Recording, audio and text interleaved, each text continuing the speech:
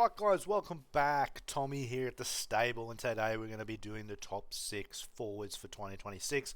High average for the year, what we think, who are these top 6 going to be. Jack's already done the midfielders, he's already done the defenders. Now it's my turn to do the forwards.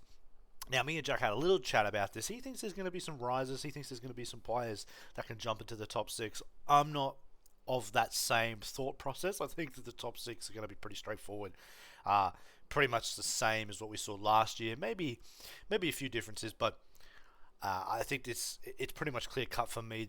The forwards here in this sort of makeup with the mid/forward, I just think they're just going to generate too many points. They're just going to generate too many points, in my opinion, and they're going to be too hard for any other forwards to rise into that bracket. But we'll go through it all. We'll talk about the averages. We'll talk about the projected 3-round average, which is very different to what the 2025 average is. So, for example, when you go to the projected 3-round, the players that are in that sort of top 6 are completely different to the list of last year's averages. So that's interesting to look at, because it means that Supercoach project that they're going to be getting a lot more points in their first 3 games than what maybe they got last season. So that's interesting to look at. But we'll go through it.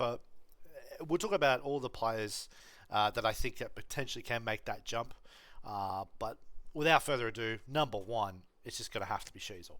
I don't think there's any metric where Sheasel doesn't jump from number 1 unless he gets an injury. He is so much further ahead than all the other players. It's almost 10 points better. Now that's a big amount of points. It's just because he can play in so many different areas. Off the half-back, even if he is playing in the midfield, even if he's playing half-forward, he's a disposal machine, he's a points getter. I can't see how anybody takes that spot from Sheasel being the number 1. This is going to be projected upon what I think he can do. If he does what I think he can do, and again, injuries are always the part of this. Let's just take the injuries out. Like, this is, if no one gets injured, what do I think these players can do? For me, Sam Darcy.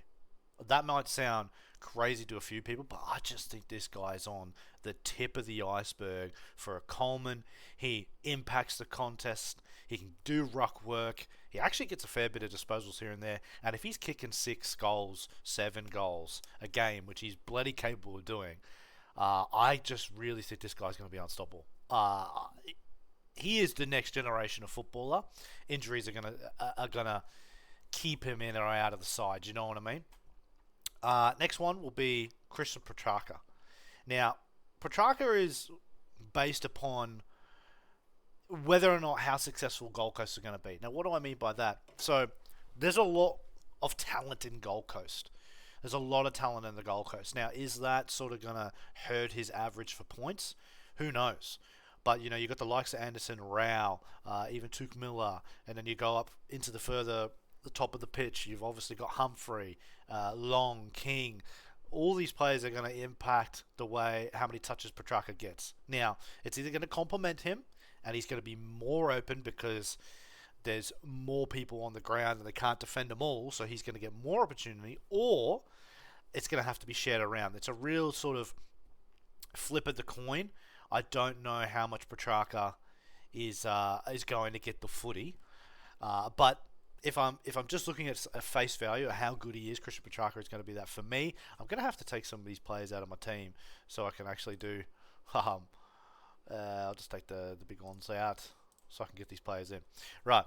So again, if we go into the forwards, Rankin. I think Rankin will make it. He'll make it as a 4th best forward in the game for me this year. I think he's still so good around the ground. He's going to have a point to prove, obviously, with the saga that he had, the scandal that he had.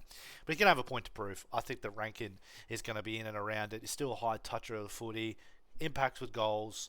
He's not going to lose that role at Adelaide. If anything, he's going to get better. So I think Rankin will be up and around it. Next one for me, I'm going a bit further down, Cozzy Pickett. Now, again, he's lost Oliver. He's lost Petrarca. So this is now Cozzy's team. So if there's ever going to be a year where Cozzy is going to make that step, he's going to make that next jump of 20, 25 touches a game, adding on the scoreboard, because he is capable of doing that, but this is the year he's going to do it. Now, obviously, being the best player in the team makes it easier to tag, right? So if a team wants to tag him, he could be nullified. There's nobody else really to tag at Melbourne unless Langford has a breakout year, unless Jack Steele comes into the side and has a sort of breakout year. But I don't think Steele is going to be that player. I mean, everybody's kind of tipping Steele to be this, go back to how he used to be at the Saints. I'm not so sure of it. But anyway, so there is a potential that Cozzy can get tagged. But I think he's a superstar, and this team is really, it's his now. It's his for the taking. And then to wrap it up, before I go into the potentials, this is what I think. I think the next one's Zach Bailey. And Zach Bailey, honestly, could probably, if I'm being honest, he could probably be there for me. I think Bailey could be third. He really could. And, I could put Petrarca here at the 6. Honestly, that's interchangeable for me. And a lot of these 6 can be interchangeable. I don't know if Shields is going to be first. I don't know if Petrarca's going to be last. But that would be my 6 floating around. I don't think there's any other footballers at the forward position this year that's better than those 6 players. I'm going to go through, and we'll talk about a few others that potentially can. But I think these 6 are the best in the competition. That's my personal opinion. And like I said, Bailey, he honestly, this might sound crazy if you're not, if you're a Victorian fan and you're from Victoria and you don't watch Bailey week in, week out, I think Bailey could be, he could be a Brownlow contender for me. And that sounds wild, but I just think he's ready to make that next step. How many touches and his explosive touches that he gets on the ground, like he can get 20 to 25, he could kick 5 goals a game. In that grand final, what did he get? I think he was he 1 in 5 in the granny? Don't quote me, I'd have to get it up. I swear he had 5 behinds or 6 behinds. Pretty sure he broke a record, didn't he? In the first quarter, he had 4 behinds. So, that could have been 4 goals. The guy just can impact the score sheet. What he's very good at, Bailey, and I've seen this so many times, being a Collingwood fan, he's done this to us a lot. He has a very, very unique ability at being able to break out of a contest and being that player right there that's ready to score a goal. I think he's brilliant. He really could be number 1. If Brisbane want to transfer sort of that importance of that, maybe it's not Lachie Neale anymore, and they want to shift the reins over and give the mantle to somebody else. Obviously, you're looking at Ashcroft, but Bailey for me is that next sort of jump. I think he's amazing. That about wraps it up for what I think is going to be the 6. But we could go through here.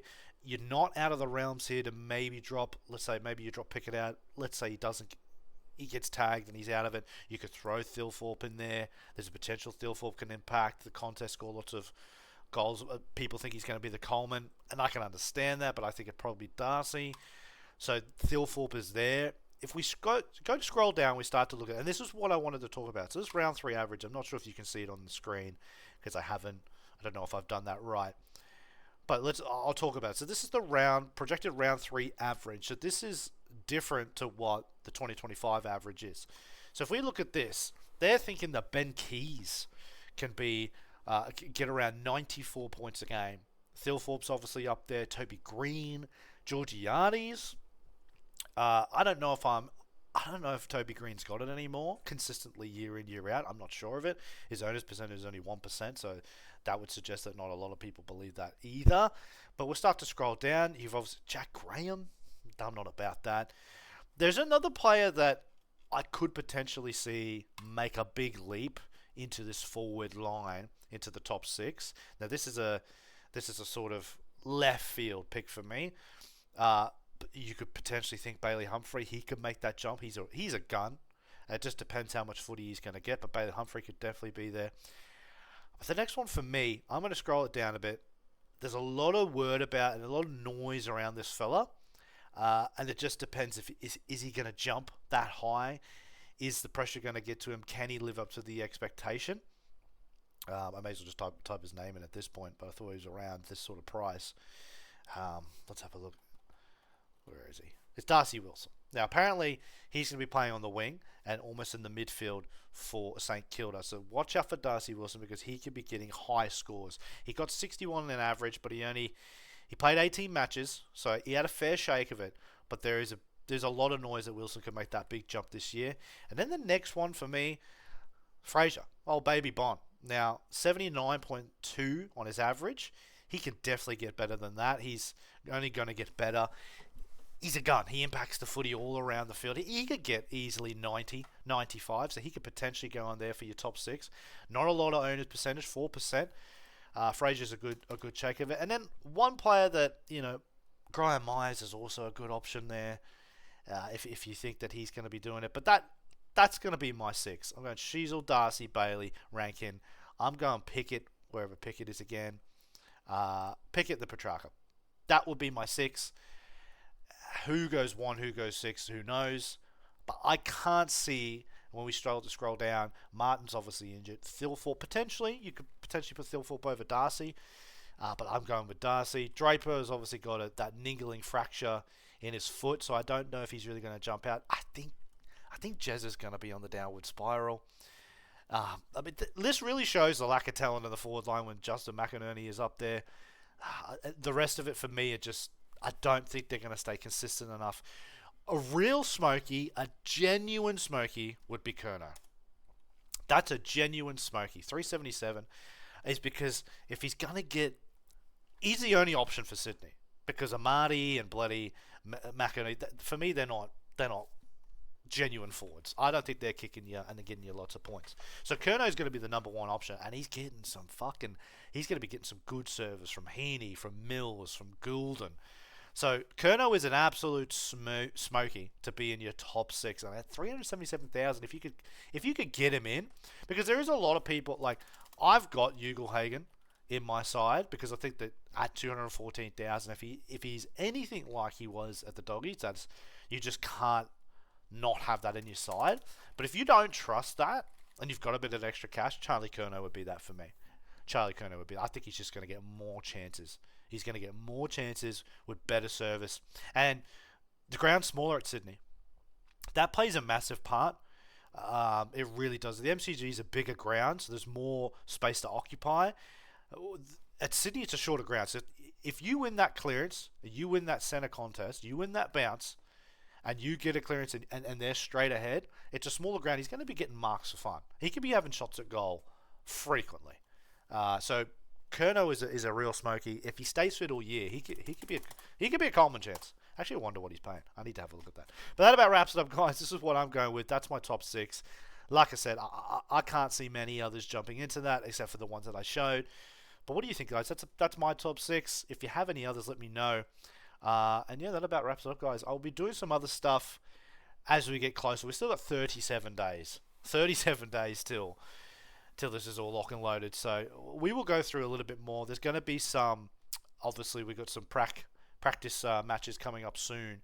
Once those first matches start to come in and the Origin game happens, we're going to see the new rules and how much it's going to impact. And I can guarantee you we'll see some changes of the teams. And we'll talk about the differences and obviously the rules. Because it's going to impact everything.